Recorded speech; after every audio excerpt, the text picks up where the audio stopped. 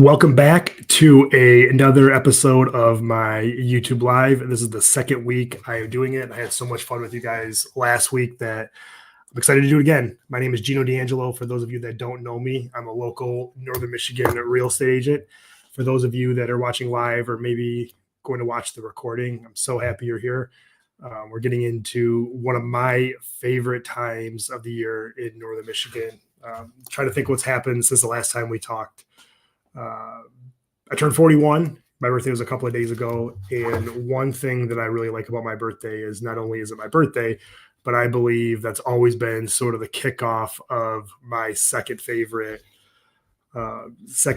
season. Between fall is my favorite season in Northern Michigan, but a lot of people think summer is the best of the seasons. But it seems like my birthday is October 21st, and then we go directly from my birthday into Thanksgiving. I'm sorry, my birthday into Halloween, which is coming up this week, and we're going to talk about it a little bit tonight.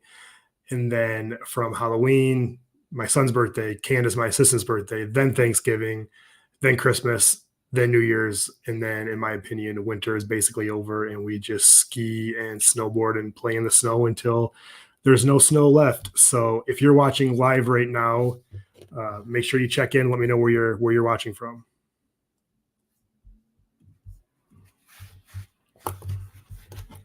Couple people hopping on here.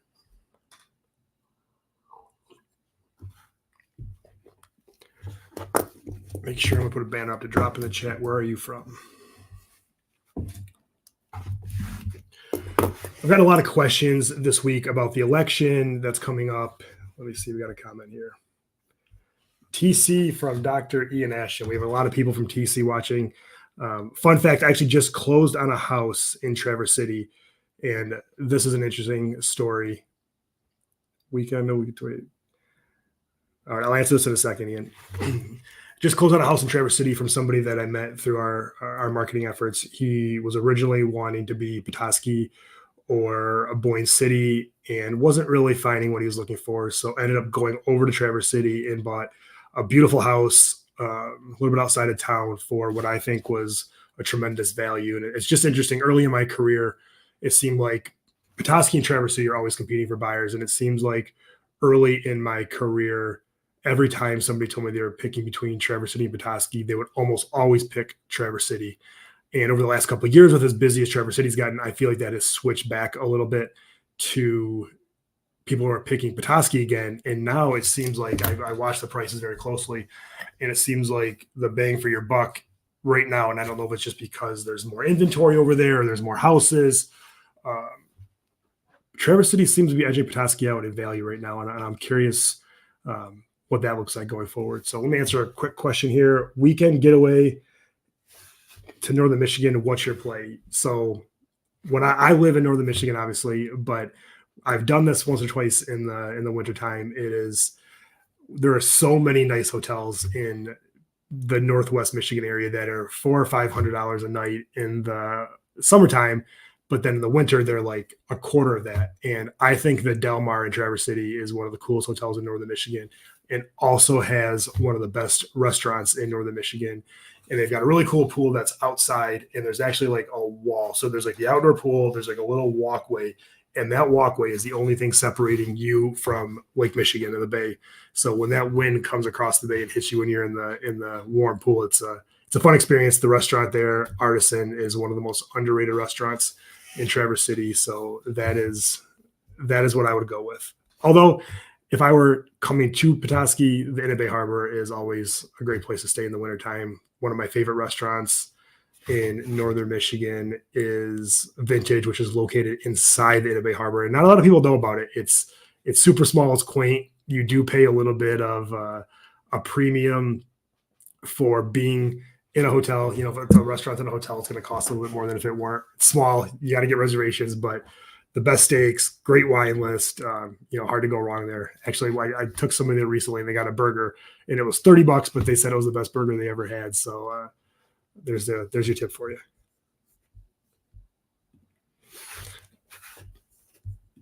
A couple of other things we're going to talk about tonight is how the election is going to affect the housing market. This is something I get question about often, and it's something that I'm sure is on a lot of your minds, especially as we approach the election.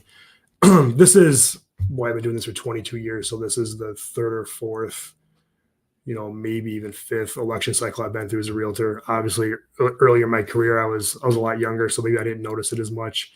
And it seems like right now, and it's hard because the last time we had an election cycle, the real estate market, we were dealing with COVID. So I don't think it's really comparing apples to apples. I think the election mixed with COVID was a little bit of an anomaly. So it's hard to tie that to anything. This year, it seems like, we had a really good summer. It was a great buying environment. The rates are doing what the rates do. And the last month or two, it seems like the market has just stalled. And I know, obviously, a lot of realtors all over Northern Michigan, and I'm hearing the same thing, that there's just a lot of uncertainty right now. We don't know. It looks like the polls are super tight as always. We don't know if it's going to be Kamala, it's going to be Trump. What happens if it's Kamala? What happens if it's Trump? I actually found an article today that I want to share that I actually just Googled. I don't remember where I even found this one. I think it was somebody like the AP News or something. And I asked, I Googled what each candidate's major policy on housing was, because housing's a big, a hot button topic right now. Whether you're looking, we've got a lot of people that I just met somebody or through the internet that has been watching this channel that is a renter. And she said she moved to Petoskey to rent, and she found these videos that are very helpful about learning the area and that sort of thing, which is great. So if you're watching this video because you're a renter, we're happy, or you want to rent, we're happy to have you here. If there's anything I can do to guide you in which development, which complex, which area of town, certainly happy to do that, because, look, hopefully one day you're going to go from renter to homeowner, and I'd love to be part of that journey. So I did a quick search, and this is the best article I found to compare Kamala and Trump's policies. And it sounds like this article goes on to say that Trump is going to focus more on economic growth and deregulation in an attempt to help the housing market, where Kamala is going to have some ideas such as giving $25,000 in down payment assistance to the first-time home buyers. Now, the article does go on to commentate a little bit around which one of those ideas they like better, and I'm not here to discuss which side of the aisle I think is going to do a better job for housing. As a real estate agent, I think, it's almost like being a golfer, that I'm never going to, they're not going to ask me who the president should be. So all I can do is, play the hand that I'm dealt, or the course, if you want to use a golf analogy, and just try to do our best. I do think just the uncertainty, I don't necessarily know that it matters which candidate wins in terms of what happens to the housing market next. I think we just need to get past the election, because right now there's a lot of uncertainty. There's a lot of uncertainty in the market, and a lot of, it's very easy to use the election as a crutch or a smokescreen as to why not to do something right now, because you don't know what's going to happen. You don't know what's going to happen with interest rates or that sort of thing. So a couple of things we'll talk a little bit about tonight. We're going to talk about the election. We've talked about that a little bit. Some local news. There's some interesting things happening in the area that I thought would be worth talking about. I'll also give you some advice what I would do if I were buying a home today. Look at some market stats and just sort of have a conversation. If at any time during this conversation you'd like to ask a question, just drop it in the comments. I love, I really want these to be interactive. And if you're watching this and you have a question and you feel like it's a dumb question, there might be somebody else that has the exact same question, and it might spark a conversation. And the reason I enjoy doing these lives versus just making standalone videos where I talk to the camera for a half hour and give as much information as I can is, that's just my presentation on a specific topic, versus this where we can have an interactive conversation and really talk about what's on your mind and what I can do to help you. Because the whole point of starting this YouTube channel to begin with was to be a resource and to use the platforms to create content that will give, whether you're my client or just a home buyer, a better experience and be as educated as possible. Because there's one thing that I've learned about the people I've met who have come through YouTube is they are the quote unquote researchers. And I think it's great. And anybody that's watching a YouTube video to learn more about buying a house definitely likes to make sure they get their research in. So certainly welcome. And obviously want to be a resource. A couple of other things, a fun topic before we go more into the election. There was a mural that was recently, if you've ever been to Petoskey, there's a mural that is located. There's a tunnel walking from the Bayfront Park underneath 31 down to the Waterfront Park. And there was I want to say local, but his name was Kevin Scrace Burdick. He built, the city had like 40 artists create their plan. And they actually found a guy in Fenton, which if you're familiar with Northern Michigan is not too far away, to create this mural. So he turned this tunnel. I've got a video I'm going to show you here in a second, but he's painted this mural with some, local fish that you could find in the lake. And he did such a good job with it. It turned this tunnel that forever was just a sterile, cement tube into, a work of art. So I'm going to show you a video that I took earlier today here in a second. Let's see if I can tee this up. So here's the mural. You can see that this used to all be, obviously just cement. And that ceiling is actually US 31, which is the road that, runs along the bay into Petoskey. Just an incredible talent. You can see the road there from the other side.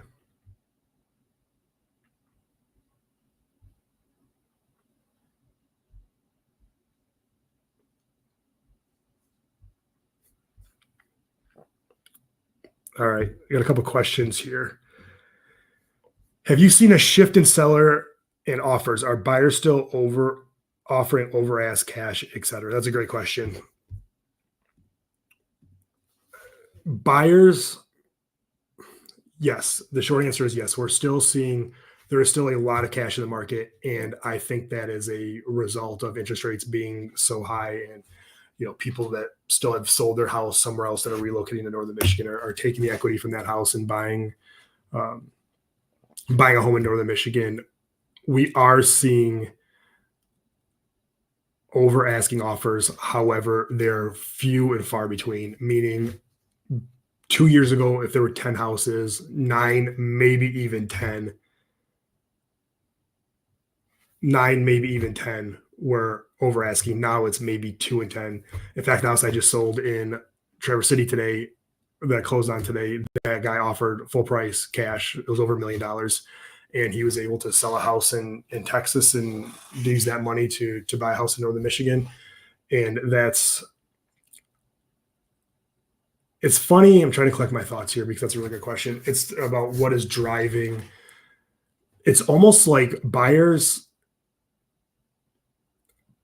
typically don't make an offer over asking unless there's a fear of a bidding war. And now with less demand and less showings, buyers are more comfortable offering, a little bit less. And I told the story last week on the live where we sold a house in Charlevoix, 2-bedroom, 3-bedroom, 1-bath house, great location, 1 block off Main Street.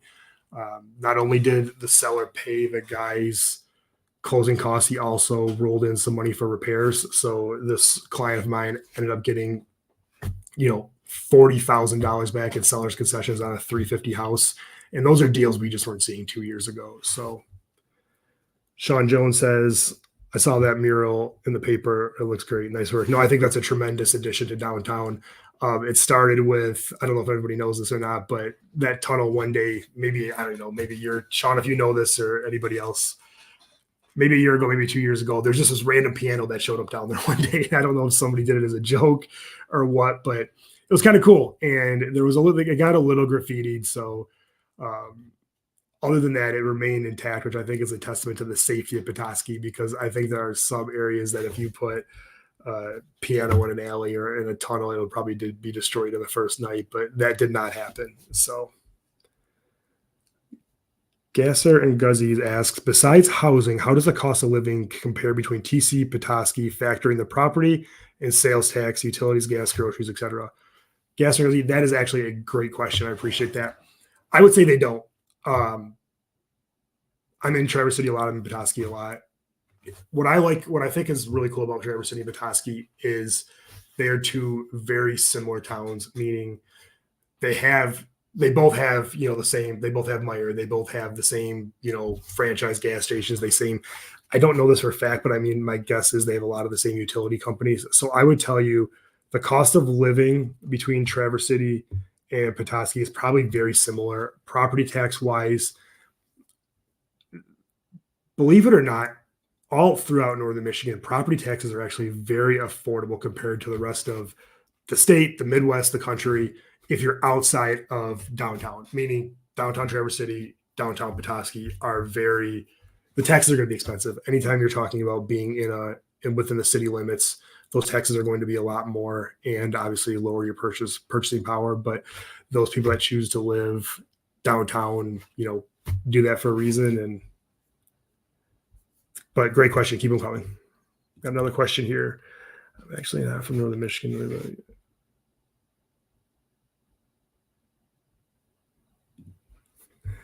I'm actually not from northern Michigan, northern Illinois. I follow your news, so I'm more acclimated when I make the move. But if random piano shows up, I'm gonna have a lot of fun up there. Sean, it's still there, and if you send me a message after this, I'll send you a picture of some videos. There's actually a couple of great pianists in this town that just go down there and play. So, no, I think it's really fun. I think it's super cool that we don't have to worry about that kind of stuff, and it's safe enough that random pianos that nobody have claimed remain in the tunnel for years. And I guess I should look. I don't know if they painted around it or if they just painted behind it.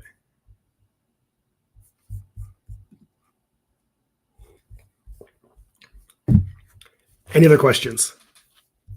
Keep them coming, guys. This is a lot of fun, and this is why I like to do this, because there are times when I'm not sure what you guys want to talk about or what's important to you. So the more you can help me with, the better. So let's, while those questions come in, let's talk about a couple of other things. Sort of an interesting story is, I actually debated talking about this because I always want to put as positive a spin on northern Michigan and Petoskey and this sort of thing as much as possible. But there's actually a story that came up that I think is newsworthy, and I actually saw it in the news. So maybe 6 months ago or sometime during the summer, I was at Jimmy John's in Petoskey, which is a great restaurant. And I noticed, the restaurant's usually super clean. There's nothing wrong with it. There's nothing out of place, but there was a bucket like in the middle of the floor and the water was just dripping from the ceiling. And I thought, you're busy, your life goes on. You don't think anything of it. And yesterday, my sister and I went there for lunch because I got free Jimmy John's for my birthday, and who am I to turn down free Jimmy John's? And there's a sign on the door that said this building is condemned. And while it may have needed repair, it did not look like a situation where it would be condemned. But then I was on the news review this morning and I saw this story that said downtown Petoskey building is deemed unsafe. Jimmy John's, which is Jimmy John's, and the computer store. So it's like there's 3 buildings there. It's not a strip mall, but it's like a city, like quarter of a block where it's Jimmy John's, vacant building, computer store, all there in a row. And two of the three tenants are being asked to vacate. And two of the 3 tenants are being asked to vacate because the third building is empty.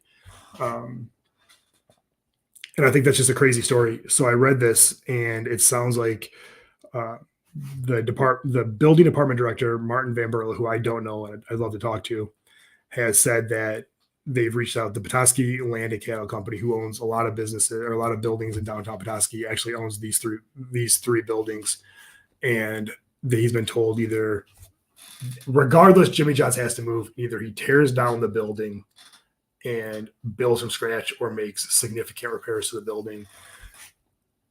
And I just think that's an interesting thought. And if you're familiar with downtown Petoskey at all, there are a lot of vacant buildings, and a lot of them have not been kept up very well. And I know myself as well as many other locals, and look, they're not my buildings, and it's easy to spend somebody else's money. I really wish downtown Petoskey would do a little bit more. I know, the mayor, those people, you never want to be somebody that tells, a property owner that they have to tear their building down or force them to spend a tremendous amount of money. But this is Petoskey, and downtown Petoskey is a really nice area. And I really feel like the downtown needs a revitalization. My office is and just on the outskirts of probably the busiest corner in downtown. There's been some talks about having, because right now a downtown, if you have a store, if you have a main level store on one of the main streets downtown, it has to be a business. And they've talked about converting those to walk-ups. And I actually just saw a news article with the guy that owns City Park and some other restaurants in town, who has said that, when you're downtown Petoskey, I agree with him. When you're downtown, there's all these buildings with upstairs that are either storage or something else. And I don't know if if you go to Chicago or New York or any places like that, the downtown, the ability to live downtown, I think, is what gives us its vibrance. In terms of what I'm going to answer, Gasser and Guzzi, I'm going to answer your question here in a second. In terms of what makes one of the things that sticks out between Traverse City and Petoskey is, I think Traverse City's done a way better job of living downtown. Or having living downtown. There are some beautiful condos, and what a cool way to, live your life in Northern Michigan, that walk downstairs and you're at Red Ginger or the State Theater or Blaine Country Sports or just in the heart of downtown. And Petoskey really doesn't have a lot of that. And for an area that is always in need of housing, that's something I hope they consider. So I'll be watching that story, and I'll certainly report back when I hear more. So I've got a couple of questions that came in. TC or Petoskey, which has the best cross-country skiing? Good, another great question. I would say so I know Traverse City, I know Petoskey. Obviously, I know Petoskey a little better.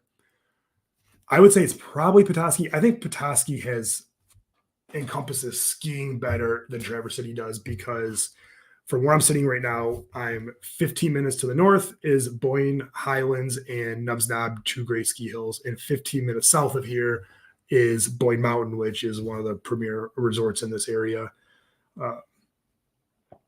So I would say Petoskey has the best cross-country skiing. I do know some trails. There are some hiking trails, some nature preserves here that have tremendous groomed cross-country ski trails. And actually, it's funny you mentioned that, because it's something I've always wanted to try. I've heard it's a great cardiovascular workout, and I think it would just be something I've never done, and I think it'd be a lot of fun. A couple more questions. Counterpoint, I love the charm of downtown Petoskey. Living in TC, much like downtown. That's true. So Ian lives in Traverse City, obviously, so maybe it's the grass is always greener, and I wish I lived in an area that had more downtown living, and he lives in an area that had a little more charm. I will agree with Ian. I think the downtown Petoskey charm, for lack of a better term, I would say downtown Traverse City feels like a miniature. I want to say Chicago, but I don't want to say Chicago. A miniature city. We'll just say a miniature city. I won't tie it to a specific city. Downtown Petoskey feels like, especially in the winter, feels like a Hallmark movie, because the way Petoskey is situated, you're perched above the Little Traverse Bay, and you can see the water from just about everywhere, and it's small. So yeah, interesting take. D. Bauman says, do you see construction picking up or slowing down in the coming year as well? I hear that $350 a square foot is typical for the Petoskey area. What are your thoughts? And thank you. Mr. Bauman, I'm about to blow your mind. $350 a square foot was the 10-year ago price. We actually had a buyer call us who wanted to build, and forever my brokerage is on the first level, and above us is Glenwood, which is one of the most premier builders in all of Northern Michigan. They do a really good job. They build in, huge houses. Look them up online, in Bay Harbor, Walloon, big houses. And a couple of years ago, the owner told me they were right around $800 a square foot. And this summer, he told me it's gotten as high as $1,000 a square foot. And he has 5 projects that are $1,000 a square foot and over budget, which is, and I asked him why. And he said, materials, cost of labor, it's just more expensive to do stuff in Northern Michigan. So I had a client come to me that didn't want to spend that kind of money. So I had my office call around to all of the builders, and the best we found was like $500 a square foot. And that was from somebody that didn't have, I don't want to say they had a bad reputation, but it's just somebody I've never heard of. So it must've been a newer company. And that was, it's sort of shocking. And I can't tell you how often we get somebody that comes here and says, hey, I want to buy a lot and build a house in Northern Michigan, which I think is great. And, ask them their budget, and they probably, rightfully so, say, we can spend $500,000, which is a lot of money. Unfortunately, it is very hard to build a house of any size, stick built of any quality for that price range. And there are a couple of developments around here that have manufactured homes that are selling for, $300 a square foot, 325 a square foot. So that's a great question. It's something we need to talk more about, is just how expensive building has gotten here. And that's another thing, not to continue to talk about Petoskey versus Traverse City, is they seem to be able to, and I don't know if it's because they're just doing it more at scale or it's a bigger area, but the new construction in Traverse City is a lot better, is a lot more affordable than it is in Petoskey. And you'll see, when I always say this about Traverse, what's nice about Traverse City is they have, I don't know how familiar you are, those of you watching are that familiar with Traverse City. They've got a lot of outlying areas like Grawn and that sort of thing, where the houses are a lot less expensive and you're still 15 minutes into Traverse City every day, meaning you can build or buy a house out there for a reasonable price relatively and still commute into the city, or into the, I say into the city, but into Traverse City every day. So that's something to keep your eye on. I get Sean Jones. I get the feel of Petoskey. It was great when I visited, but I'm still torn between. It's one of the last decisions I need to make. I almost wish I could just have Sean call in. We could talk about this over the phone. Sean, tell us. This is just good. It's a good conversation. Sean, tell us what is important to you in moving to Northern Michigan. I'd love to hear how will you determine whether you pick Traverse City or Petoskey? What do you like to do? What do you do for work? Send us whatever you're willing, and we'll talk about it. Another TC versus Petoskey question. How does the medical care for seniors compare? Again, very similar. Petoskey has McLaren, which is a great hospital. Traverse City has Munson. I've heard great things about that hospital. And I really think those, for seniors or people looking to retire to Northern Michigan, I think that's why Petoskey and Traverse City remain the same, remain popular, because they both have great hospitals. I've had friends go to Munson that have had a great experience. I know a lot of doctors at McLaren that had a great experience. McLaren just put on, like a $30 million addition a couple of years ago. So they're certainly building those hospitals up. And look, not only is it Traverse City, I think Northern Michigan for a smaller area has tremendous healthcare. And I had somebody comment that, they do have great healthcare here, but if something bad happens, you need to see a specialist, you're going to, a faraway place. Somebody's asked a really funny question. You have to go to a faraway place, but Charlevoix has a great hospital. Gaylord, Otsego County, which is just a little bit south here, that's where my son was born. Sheboygan, another small town. I mean, there is quality healthcare in Northern Michigan. And again, I think that is one of the reasons that Northern Michigan remains a place people are choosing to retire. I don't think you would see the amount of people retiring here if we didn't have quality healthcare. So great question. I'm with Sean, same dilemma. Yeah. Gasser and Guzzi, tell me what are you thinking? What's on your mind? How are you deciding?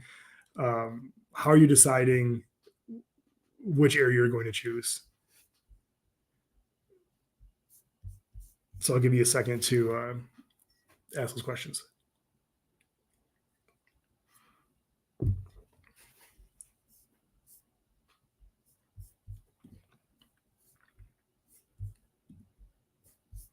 All right, well, we wait for those questions to come in. Let's just talk a little bit about the overall market in Petoskey or Northern Michigan right now. I'm going to add this image. So you probably can't see this that closely. So I actually printed it off because when I did this, it's just an average comparison. It shows the number of listings. The number of listings this time last year was about 1,600. Right now it's 1,500 with the average sale price this year of 310. Last year was 265. So the average sale price is still high. However, the average days on the market is going up a lot, meaning last year, the average days on market this time was 103. And right now it's 148. So I'm going to get my trusty calculator out and just do the math real quick from a percentage standpoint. So houses are staying on the market for about 30% longer. Are you seeing any young professional families moving to Harbor Springs? Another great question. Yes and no. I don't see the problem with Harbor Springs. I love Harbor Springs in terms of, I'll say this. To relocate full-time, I'm not seeing as many young professional families move to Harbor Springs mainly because it's an expensive area and there's just not the local jobs to support the cost of living in Harbor Springs unless, you're a doctor. And then if you're a doctor, there are some doctors that live in Harbor Springs, but again, a lot of those individuals choose to live in Petoskey to be closer to the hospital. So we are seeing a lot of young professionals that are ready to buy a second home, considering Harbor Springs just because of the quality of life. And I think if you think of quintessential upscale resort living, it's hard to think past Harbor Springs. So no, that's a great question. Gasser and Guzzy says quality of life and costs. Yeah.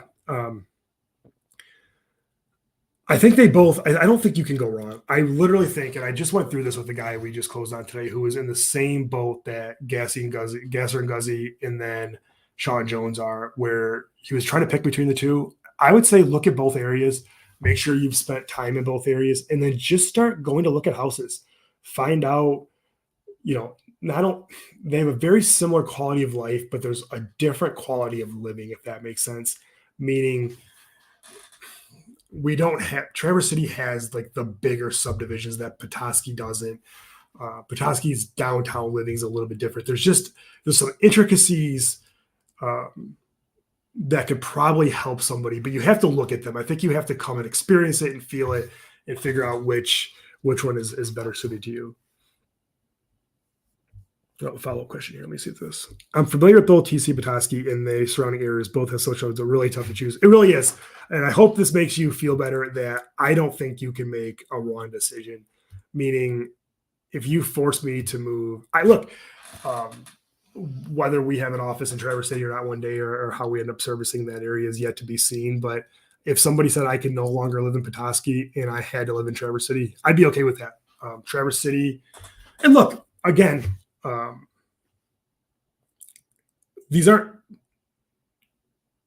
hour and a half apart, meaning if I left my office right now, I would be in downtown Traverse City in an hour and a half.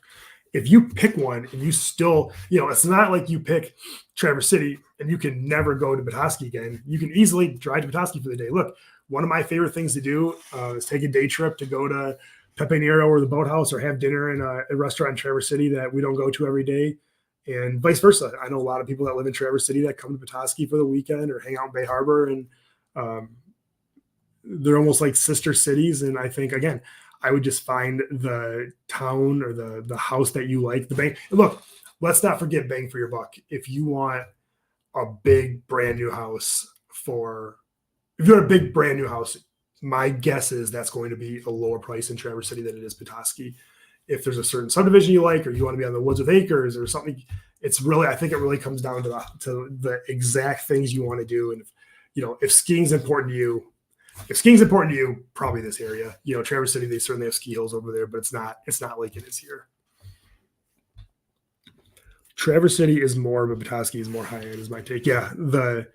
What really surprises me is, as Northern Michigan has gotten more expensive, this has changed a little bit. But I remember 5 years ago, 6 years ago, there would be like one or two houses over, it's not one or two, 4 or 5 houses over $2 million sell in the Traverse City MLS, where we have, 25 or 30 here.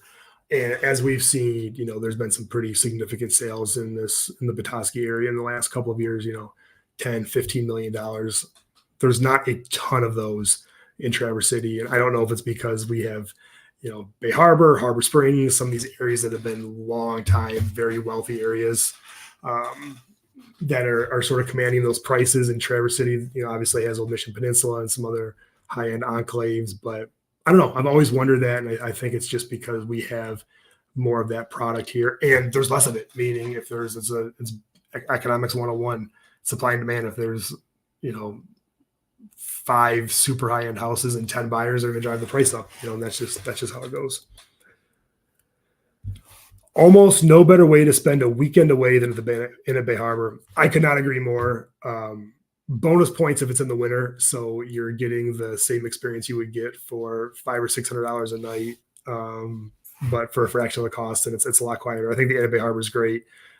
Believe it or not, I don't know if you guys know this, they're building one hotel for sure that's going up right now. We see it every day. across the street from Bay Harbor. And then also there's supposed to be another hotel being built within Bay Harbor. So that'll be interesting to watch. Another question here. How many clients are you currently working with? That's a great question. It's not letting me show this one right now. It's not. That's a good question. I'm working with how many clients you're working with is a very broad question, meaning we probably have 200 or 300 people we're sending houses to in our CRM that are either casually watching the market or, more actively. I would say the number of people we're showing houses to right now is probably 5 to 10. And we've got, probably as many of those listing candidates. So this is typically a slower time of year. But we still have to make it through. How do you stay updated on market trends? I stay updated on market trends by just watching the data. We have the MLS I belong to. I'm the only broker in Northern Michigan that belongs to Traverse City MLS, Petoskey MLS, and even the Sheboygan Otsego, which is like the Gaylord MLS. And I just like watching stats. I think you can learn a lot from watching what's going on in the market. And also, just like I just pulled up the days on market, that's going from 106 to 143 average days on market is a big deal. And you need to be armed with that information when you're talking to buyer and seller clients. How familiar are you with the local schools? Very familiar. Again, I don't know if, this conversation tonight has been a very Traverse City, Petoskey. It's been very heavy on the comparison between the two. They both have great schools. Petoskey, I'm from Northern Michigan, but I lived in Indian River, which is where I grew up until about 12 years ago when I decided I wanted to have a kid. And the school, moving to Petoskey because of the schools were a major reason. And again, I think there's a couple of fundamental reasons that Petoskey and Traverse City continue to do well with people relocating as far as relocation, because they've got great healthcare for the retirees and they've got great schools for the other end of the spectrum. So if you look at, the older population that care about healthcare, we've got great healthcare. If you care about the younger generation of people starting families that care about schools, we have great schools. And I think those two things mixed with a slower pace of life, a clean, safe area is sort of like the perfect storm of an ideal place that somebody would want to relocate to. So keep your questions coming. I got a couple more here to answer. How do you determine the list price for a home? It's a good question. I determine the list price for a home by looking at what has sold.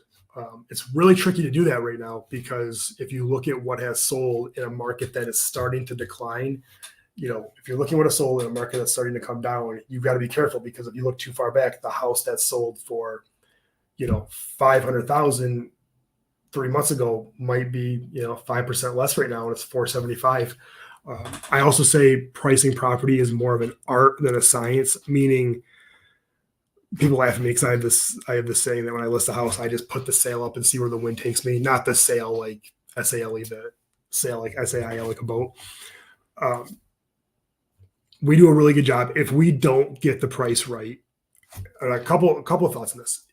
You can never underprice a house. You can only overprice it, meaning you're better off pricing it a little bit below the market, causing a bidding war, getting a great offer, and being done with it, versus pricing it too high and then chasing the market down.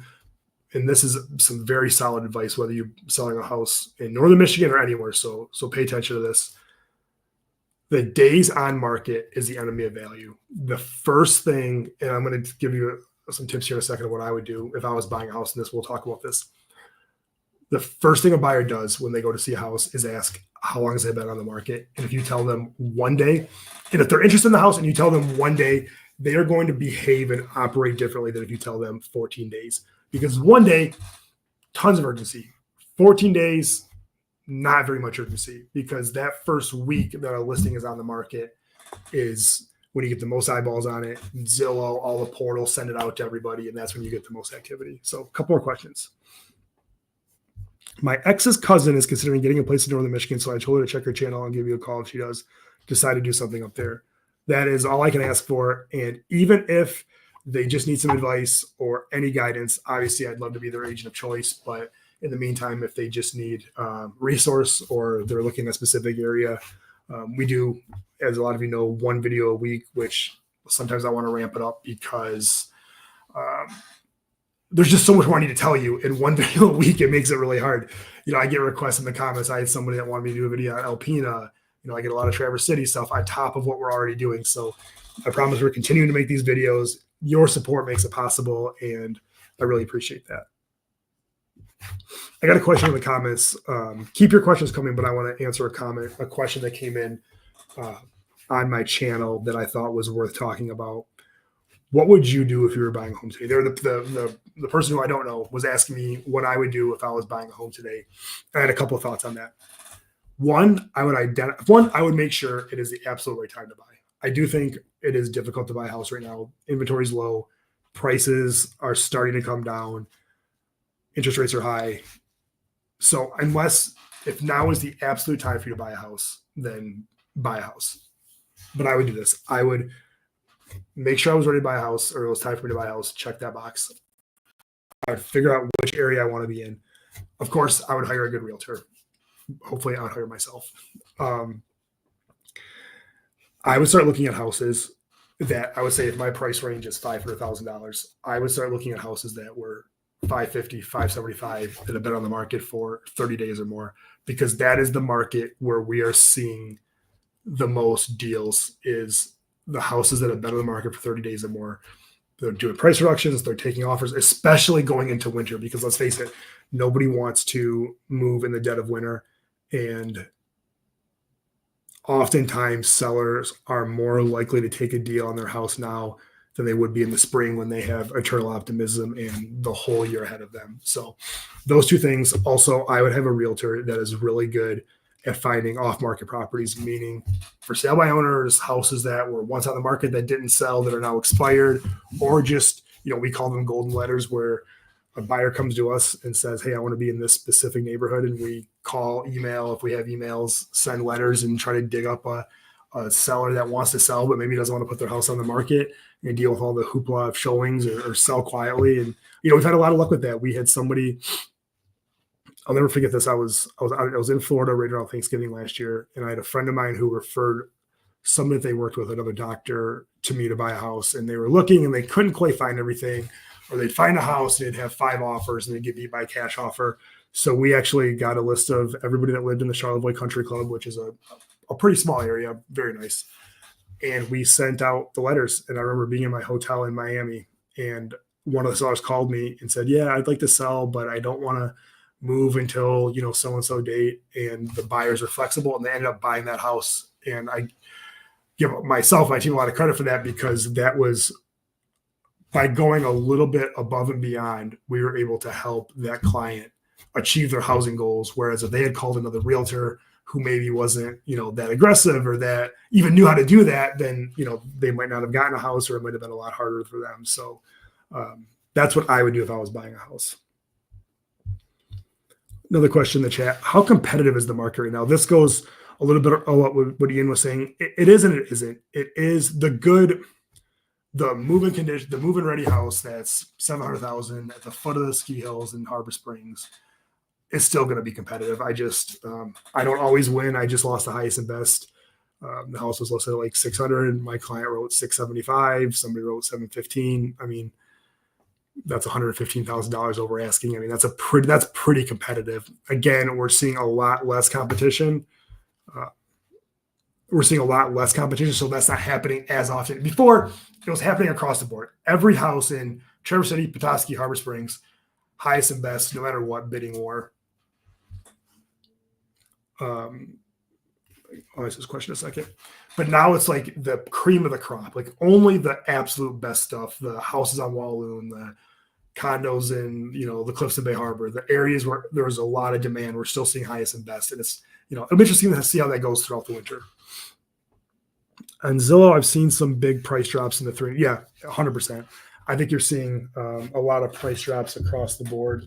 The stat I put up a second ago, and I'll put it back up here. I think it's going to be hard for you guys to read. Compared to last year, there's a 200 to 250. There's actually more listings right now there's like 20 more listings, and the days on market is like 30 days more. So yeah, even in that, what we call entry level, you're seeing a lot of price reductions. And that, I believe, is, a lot to do with interest rates, because that entry level buyer, 0.25%, 0.5%, one way or the other, affects their purchasing power. So winter up north versus winter in Rochester. I don't even know. Actually, I think winter up north versus winter in Rochester. Winter in Rochester is underrated. And if you've ever been to Rochester, I should pull this picture up. If I knew that question was coming, I would have pulled this picture up. The winter in Rochester, they have the whole downtown. If you've ever been to Rochester, which is a really nice suburb north of Detroit, they like their downtown area. I don't know how they do this or who is in charge of this, but like they just cover the storefronts with lights, and it's a really cool experience. And people come from all over. I would say it's not as much of winter Rochester is like they just turned a really busy area into wintertime. Winter up north is like they took a snow globe and shook it, and this is just what we live in. And it's a lot more Hallmark here. It's a lot more, I guess, commercial is probably the right topic for down there. So I have another comment coming in. What areas do you specialize in? Yeah, if you're watching this video, you probably think it's just Traverse City and Petoskey, but I specialize, I would say, in the northwest corridor of northern Michigan, meaning from, we just sold a condo in Mackinac City, so below the Mackinac Bridge down to Gaylord. We did sell, I sold a couple of houses actually on the El Sabo River in Grayling this year. So I would say, generally speaking, from the Mackinac, the tip of the Lower Peninsula to Gaylord, maybe a little bit into Grayling, over to Traverse City and back. So that, is this the right, or is it this way? Anyways, like this part of the state. So yeah, basically anywhere in northern Michigan. We do get some calls sometimes where somebody wants us to go to the east side to Alpena or, one of those areas. And that's just a little bit too far for me. So yeah, great question. Any other questions while we're on the question topic?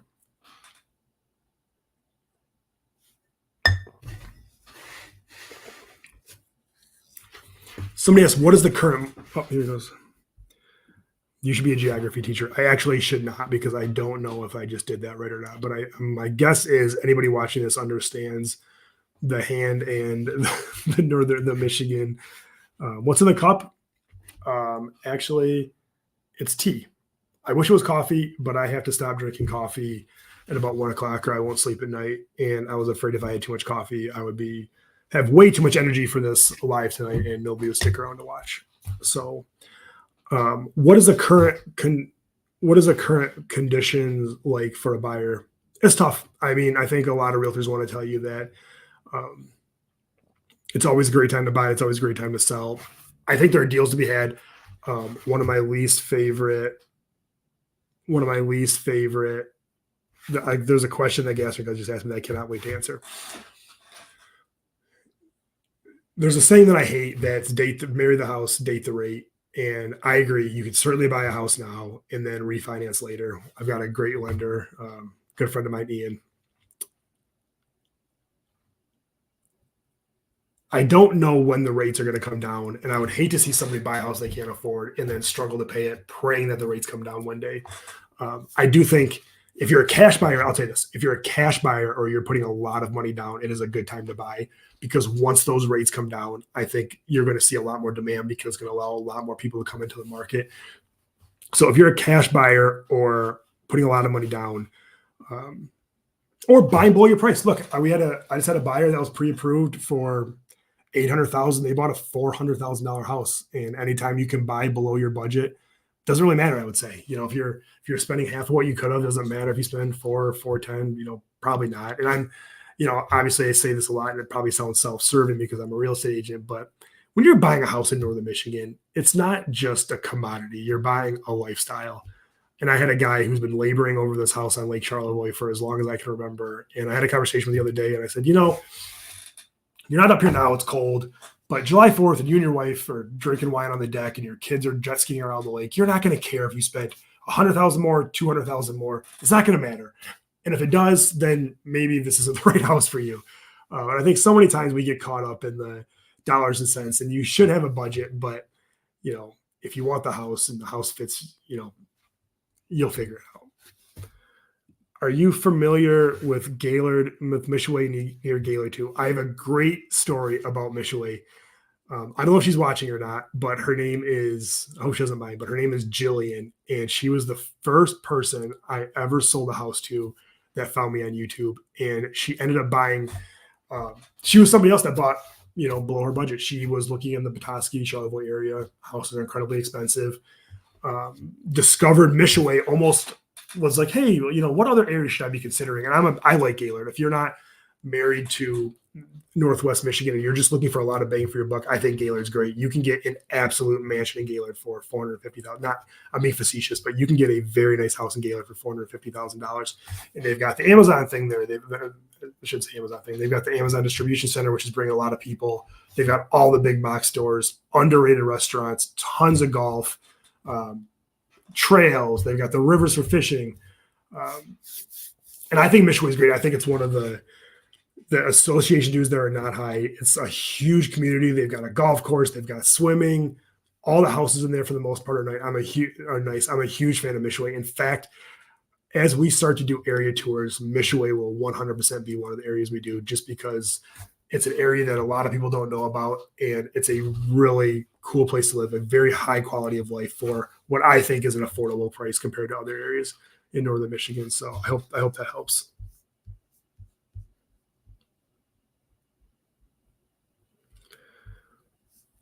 What makes a neighborhood desirable? I would say proximity is one thing. If you were to ask me what makes a neighborhood desirable, I would say proximity to amenities, meaning close to the hospital, close to downtown, close to the water, close to something appealing. I mean, you could be in Boyne, close to Avalanche Mountain, which is a great hiking. You could be close to state land. A lot of people in northern Michigan hunt and recreate outside, and state land's important. It has to be, I would say, location close to something. Quality of neighborhood, meaning all the houses are consistent. They're all nice. They're all taken care of. They're all, people have pride in ownership. And then also a stable history of sales, which is probably something that would surprise whoever asked this. You want an area where the prices continue to go up, and also there's not a lot of turnover. True that. Mishaway is a great place with a lot of value, and it's still on my radar, as it should be. What other areas are you considering? What other areas are on your radar? I'd love to hear, for somebody that's interested in Mishaway, what else are you comparing it to? What do you like about it? What don't you like about it? How are the colors up there right now of the leaves? Thank you for clarifying, Ian. They're great. It's kind of weird. We have had an unseasonably warm fall, meaning in the 70s almost the entire time. And it went from peak colors for maybe a week to they're all off the trees now. So it was sort of an explosion, and now it's gone, and it is starting. As you drive around, you're seeing a lot of bare trees out there. But man, we had a tremendous fall in northern Michigan this year. It was almost like the perfect fall, meaning the Lions are good. Petoskey Northland football is undefeated. The weather was great. I was able to go out to Pond Hill and Uncle Frank's, and there's some great apple orchards in northern Michigan if you're ever in the area in the fall. The tunnel of trees, I truly believe, and it's not just because it's my birthday or high school football or whatever, but I believe that fall in northern Michigan, almost right when school starts, you get from like Labor Day when school starts here to like whatever, the end of September. The locals call it local summer because the weather's still nice and everybody leaves, and those of us that live here just get to enjoy it, which is great. So yeah, we've had a great fall, and I'm really curious. After last winter, I'm really curious how the winter is going to be, because last winter, if you guys pay attention, we had like no snow here. And the week between Christmas and New Year is one of the most busy weeks for tourism in northern Michigan. And those are the, ski pass at Boyer and Nubs is usually say $100 a day. And during that week, it's $300 a day. And it rained, meaning these ski hills weren't able to sell their passes and people weren't coming here. And we own a short-term rental management company in addition to the brokerage, and a lot of the people that own short-term rentals, this not ours, but a lot of people this spring, it was like a flood of people that own short-term rentals that had to sell them because they just could not survive one hard winter of nobody coming to Northern Michigan. So while it was a lot easier to get around, and I appreciated not having to deal with a lot of snow, when you live in a resort area like Northern Michigan, you need the snow. TC, Charlevoix, Boyne City, East Jordan, Petoskey, Gaylord, all under consideration. The good news is, out of all those places, you can't make a bad choice. If I just ran through this list, Traverse City, it's Northern Michigan, but they've got all the amenities, tons of stuff to do, some of the best restaurants. I know people that have traveled the world, and I'm saying this in all sincerity. I know people that have traveled the world that say Traverse City has the best restaurant scene or the best food scene of anywhere in the world. And I tend to agree. I mean, there are some tremendous restaurants in Traverse City. Charlevoix, what I love about Charlevoix is it's a great downtown. You can live in the country in Charlevoix on some acres. You get access to Lake Charlevoix, which is a great inland lake. You get access to Lake Michigan. You've got great beaches. Charlevoix is a great town. Boyne City is one of the more underrated towns in Northern Michigan, in the sense of when I was young, Boyne City, a lot of these areas, East Jordan next, we'll talk about that. Boyne City wasn't Boyne City when I was younger. And whoever's in charge of that development of downtown has done a great job. Boyne City's got Red Mesa, great restaurant. Cafe Sante, great restaurant. Lake Street Deli. Avalanche Mountain is one of my favorite hills to hike. They do a great job with the Santa Parade. Just Boyne City does a really good job with their downtown. It's clean. Young State Park, a great state park there along the shores of Lake Charlevoix. East Jordan, this is really funny. Somebody actually just yesterday told me that they're like, isn't East Jordan getting kind of hipster? East Jordan forever was an ironworkers town, and they've started to develop the downtown a little bit. There's a restaurant called the Foundry, which is really popular in East Jordan. 5 years ago was one of the most up and coming towns, and now it's making people's list among other places. 5 years ago, 10 years ago, people weren't saying TC, Charlevoix, Boyne City, East Jordan, right?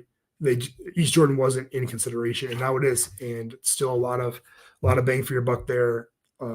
You get a lot of house for the money. So no, Petoskey's Petoskey. I mean, I don't have to say anything more about Petoskey. Gaylord is a lot of bang for your buck, great quality of life. Sean Jones, that's basically the same list. Well, you better buy before they do, so you don't have to compete with them, because you guys are going to be going after the same homes. I'm just kidding. No, I think you'd be surprised. I think that's a lot of people's. I think you two are on this live right now. I think a lot of people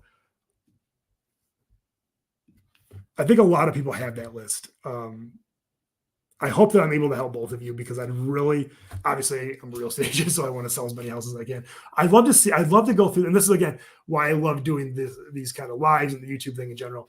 I'd love to go through that process with you, just to see how you decide which area is right for you. I almost wish we could do like a reality show and have Netflix come out and say, we're picking these 5 areas and this is how we decided where. Gaylord is a bit too far for the water for me, which is why that is the one downside of Gaylord. Is I just sold a beautiful house to a friend of mine on Otsego Lake, but Gaylord just doesn't have water, and it's not, all the other areas. I'm gonna go back to their comment. TC, Charlevoix, Boyne City, East Jordan, Petoskey, all 1, 2, 3, 4, 5. 5 of those 6 all have access to great water. TC, Charlotte, those are all boating communities. That is, again, that's probably why Gaylord is still a little less expensive, is they just do not have access to the water. They do have Otsego Lake. There's some public access there, but it's just not the same. So yeah, Gaylord is a bit too far from the water. Yeah, I totally agree with that.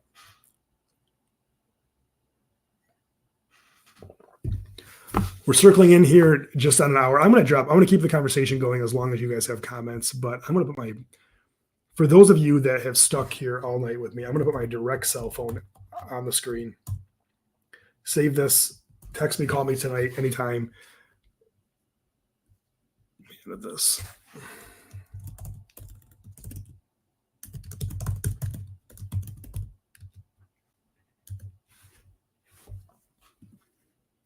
That's my direct line as we continue this conversation. If you have any questions or anything you want to talk about, this isn't a trap. If you text me and ask me any questions about the market or anything that you didn't want to ask in front of everybody, I'll certainly answer, and I will not bother you and force you to and twist your arm to buy a house. So, what other questions do we have before I let you guys get on with your night? Hey, Sean. There you go. Hey, I'm 12 to 18 months away from the move, so hopefully we will compete. That's right. There's plenty. And look, by then, who knows what's going to happen with the market? I hope we remember this conversation. We talk a year to year and a half from now to see what happened and how the market changed. So let me look at the rest of my notes. I think there's a couple other things I want to talk about.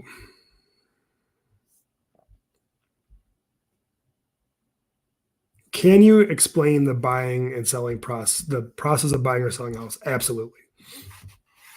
We kind of touched on it a second ago. I would say the process to buying or selling a house is make sure you're ready. Talk to a bank and a realtor. Build your team. The bank, the realtor, to make sure that you've got the people that are experts in what they do that can guide you along the way. Get pre-approved so you know what your budget is. Find out what you can spend that you're comfortable with. Then pick the area. Start with TC, Charlevoix, Boyne, East Jordan, Petoskey, Gaylord, and then whittle it down because that's a very big area. Then start to look at houses and start with the end in mind of I want to be in my home by Memorial Day, and then just work backwards and know that if you're going to be in the house, if you want to be in the house by Memorial Day, it's probably going to take you 30 days to find a house, another 30 days to close. Sometimes you have to give possession, meaning giving the person whose house you're buying time to get out of the house.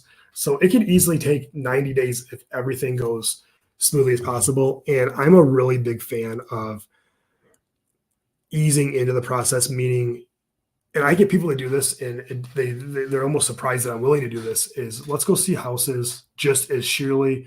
I'm not even going to bring a contract with me. Let's just go look at houses to sheerly find out what you like, what you don't like. And I often say, start with a shotgun approach and then whittle it down to a rifle approach. Meaning look at everything, every little bit, narrow down until you find exactly what you want. And then you can confidently make a move. Sean Jones says, I'm hoping for 6 to 12 months range, so that might be good. Perfect. So we can figure it out with Sean, and then Gasser and Guzzy will go after that. How's the motorcycling up there? Are deer? Yeah, that's a concern for everybody on the roads. I don't own a motorcycle, but I see, especially this time of year at the Color Tour, there are a ton of motorcyclists in northern Michigan. I've heard a lot of people hitting deer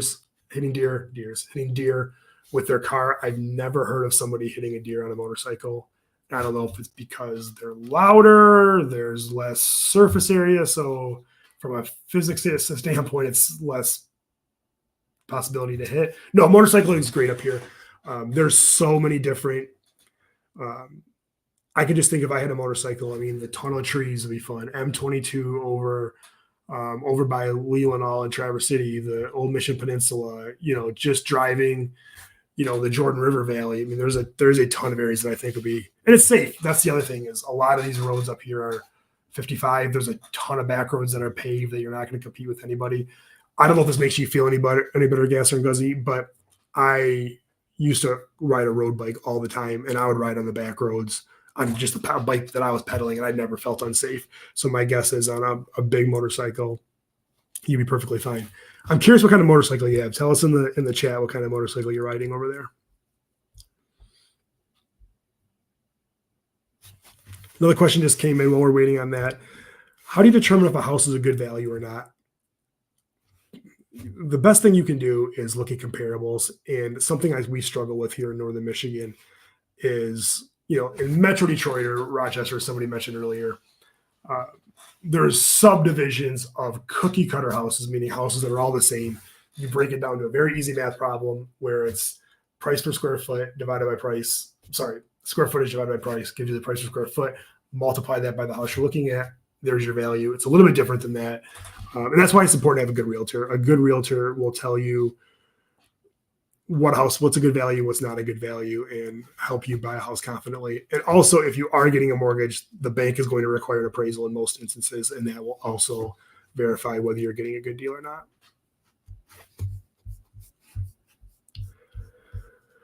All right, I'm just about ready to wrap it up for the night unless anybody else has any other questions. I'll give you just another second here and keep them coming. I mean, I have nothing to do after this. That's why I do these at 7:00 at night. That way I have all the time in the world to spend with you guys. Kawasaki. That's the Guzzi in my name. I'm going to look that up. I'm not familiar, but I'm going to look that up after we get off. All right, guys, thank you so much. Again, my cell phone number, that is directly to me, no assistant, no office. It comes right to me if you need anything. My plan is to do these every Thursday from now until as long as you keep showing up, I'll keep doing them. I'm actually going to the Lions game on Thanksgiving, which is a Thursday, and my plan is to bring my live equipment to the hotel to do it before, just to say happy Thanksgiving to all you guys and let you know what's going on with the world. Again, please reach out to me anytime. I cannot thank you enough for your support.